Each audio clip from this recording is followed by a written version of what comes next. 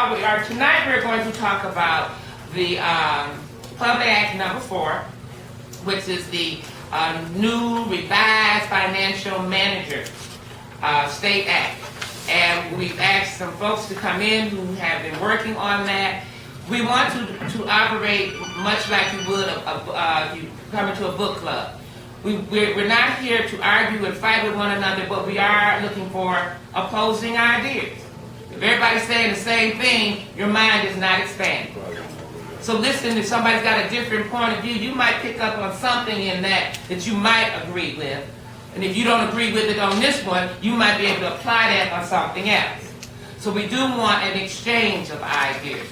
Senator Burt Johnson is going to speak first. He is also the state senator for Highland Park. So we're going to ask Senator Johnson to come forward first and to address the Financial Manager Act, but also in light of new information that came out today about a $1 billion with a B. Billion with a B. Billion with a B. State surplus. And to advise us or to inform us as to, can we get some of that? I present to you State Senator Burt Johnson. I had absolutely no idea I'd be asked to speak. I was just coming by to lend my support. This is one of a number of meetings that obviously are happening around the area. Highland Park is important tonight because it was announced today that Highland Park Schools will probably get an emergency manager. And so, you know, I'm a legislator, and I've been a legislator for about 5 years. I served with Betty when she was in the legislature as well. And, you know, we're at a different time. So I'm a legislator. I'm around this stuff. I'm around these people who think these ways. In addition to that, I live in the city of Highland Park. This is the most costly community to live in this state. So you're priced out the poorest market in the state. Insurance costs are high. The property values are low. Property taxes are high. I got a $3,200 water bill in my house just last month. And you know, people in this town are being asked to subsidize things that they did not drive up in cost. And they're asked to, you know, at the same time maintain a certain quality of life that's supposed to be commensurate with something called the American dream. Take the time to do that. We at the DPS now have a second school district, which is the EAS. And our superintendent, I shouldn't say ours, but I guess ours because I represent all our babies, there went through the broad foundation superintendent program. There's also a book out called Reinventing Government by David Osborne. This author, Mr. Osborne, is also a part of the board of directors of Broad Foundation, who also has a academy where Robert Bob went through. So there's another connection. And their whole perspective is that they want to take public money to finance private schools. That's it in a nutshell. The Financial Review Board, and there was one guy at the top of that board, and they tried many of the different things that you hear people suggesting in the newspapers today. Cut the pay here, address the pension system there. Why don't they sell off this, which they put into private hands, and people got rich off of public dollars, raised their taxes by 43%. They raised the mass transit, the fees, and these are quick fix measures in a sense. And so you look at Cleveland, look at Philadelphia, some of the other cities that have had it, it's always taken after they have this fire sale where they basically go through and try and privatize everything, anything and everything, basically take care of their buddies. That's what privatization is about.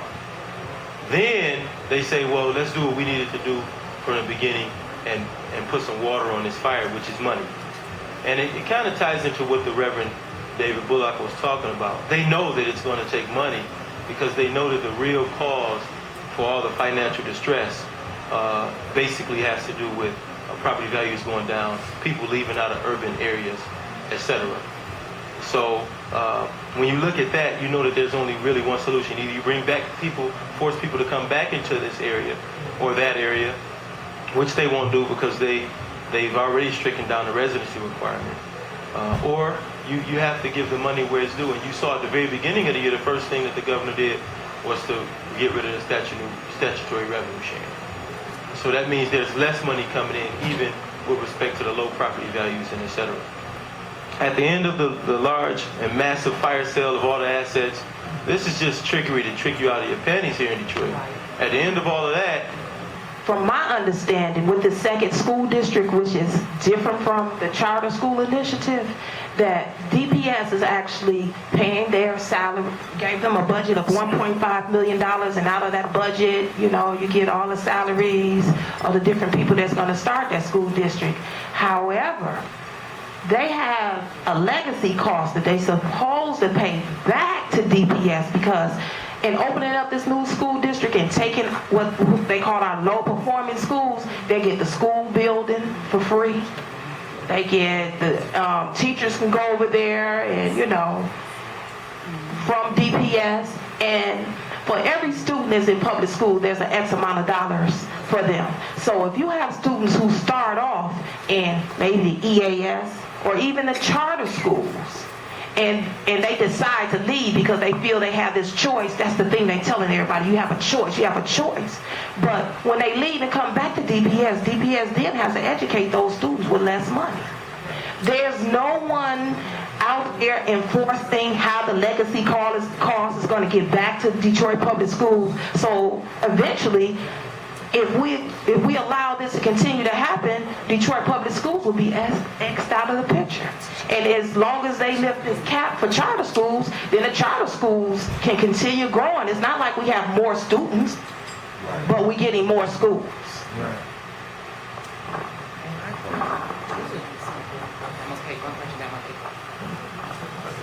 And for all of us who are doing business in this town and providing church services in this town and just trying to plug whatever the gaps, the holes are, this kind of state force intervention couldn't come at a worse time, because the morale of the people is already low. And people are beginning to believe what they hear about themselves. It's much like you tell, and this is my youngest son, he's in the Detroit Public Schools. If you tell this young fella that he's not smart, that he's ignorant, that his schools are failures, if you put all those adjectives and bad adverbs next to him, he'll believe it after a while. If there's not an adult, if there's not a teacher, if there's not a parent, a prefect, a janitor, somebody says, kid, that's just not true. Let me tell you who you are and why you're here. People in these communities are beginning to believe this stuff. But I'm really conflicted about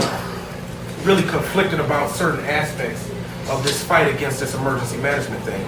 And the conflict rests within understanding that what is happening today is unacceptable. Yes. We should not be paying the highest insurance in the state, living in desolate Highland Park. It's ridiculous. We should not watch great proposals walk away from us like trains coming up Woodward that were going to completely revitalize this city. That was going to put this city back at the front of the food chain because a train came through and economic development stops were going to be number 3 in this city, and we were going to have opportunities for people to locate businesses. I should not have to travel 10 miles to see my dentist. I should not have to travel 7 miles to see my attorney. He should be located on a major thoroughfare where I can walk. And it's time that we started demanding more, not from just this government thing that we keep electing folks to, and I'm appreciative to serve. It's time we start demanding more from ourselves. Too many of us are no longer in block club organizations, ain't going to church, didn't become a part of an association, didn't join the Elks, didn't join the Masons, didn't join the Eastern Stars. Too many of us are not even active, and we're just hanging out. The only thing that you have in this country that results in a pure democracy is your vote on a referendum. Okay? And the vote on referendum is so salient to this democracy because at any given time, if something is so repugnant to the people, you can always say, I'm going to put it on the ballot and answer the question my doggone self, if I can't get the representatives and the people that are elected to do it. It's just a little more than just saying, oh, it's maybe too little too late, or, whatnot. The power of referendum, to me, is really what the entire civil rights movement, everything was all about. Because it's your purest and direct participation in democracy. Okay? And so this damned if you do, damned if you don't. What are we going to do outside of government? is that we need to participate in government and make sure that government goes the way we need it to be. And that's because the government sets the rules to the game and they distribute the resources. So that's what that's all about, V. And that's what the fight was. We can never lose sight of that. Now, we need to understand the mindset of the people who's trying to come in here and take over so that we can, you know, understand what they're doing and let them also understand that we know what they're doing and then we're not going to go for it. Because, and I had an opportunity to meet with our emergency manager, and he came right out and told us that, you know, it's a privilege that he's letting us, you know, function, come together. He say that we have academic control, but basically all we can do is make recommendations. However, in that meeting, he specifically stated that he himself, with which schools he decide that he's going to close, is going to determine the size of Detroit. But at the same time, I don't want us to forget that we got to be better by ourselves too, because we got to try to inspire a cultural mindset shift where we live. And if we're not going to do that, then I'm telling you, these meetings are fruitless and they're pointless. And that has to begin every conversation that we have, because things must change. This emergency management thing, we're going to beat that back. And they're going to change the game on us again. The moment we drop these signatures in, they've already moved the bill out the Senate. They're going to load it up in the House and they're going to pass it back, and they're going to send it back to concurrence with us in the Senate, and Democrats can't stop it. So they're going to change the game then. We're going to have to do something new. And that starts with looking out a little more for the person that's next to you. Even if you don't need that cup of sugar, go next door and ask for a cup of sugar. Mr. Wilson would appreciate that. It would help. So, you know, I guess, you know, that's me venting a little bit, because I'm really upset about what's happening in this community. A lot of us, we spend a lot of time getting these signatures. Like the senator said, they already have something ready for when we turn those in. I'm not saying that it's not a good thing, but we also have to have a plan. We have to understand what it is we want to do, why we want to do it, and understand what the other side is trying to do and why they want to do it. These people who want to take over education across America, not just in Detroit. What's your number? We got to fix this, because this is ours. This is ours. And we can't let people take it away from us. So I'm thankful to be involved. I'll stay involved. I'll come to the meetings. And if you can use me for anything, feel free. I'm one of those guys that doesn't mind saying what needs to be said in the rooms that I go into. So God bless you all. Good evening, everyone. I'm going to let the lawyer answer that question about the judges. John Alumba is a state rep, represents Highland Park. He's a lawyer, too. I'm going to let him answer that question. I'm a preacher. I'm going to let him answer that question. But I will say this. We were in Benton Harbor yesterday, and we were announcing the rally and march on January 16th that we're planning with Reverend Williams and Pastor Rudds and others, January 16th at 4 p.m. in Ann Arbor. So we made that announcement. We'll be meeting at 4800 East Huron River Drive Road, 4800 East Huron River Drive Road.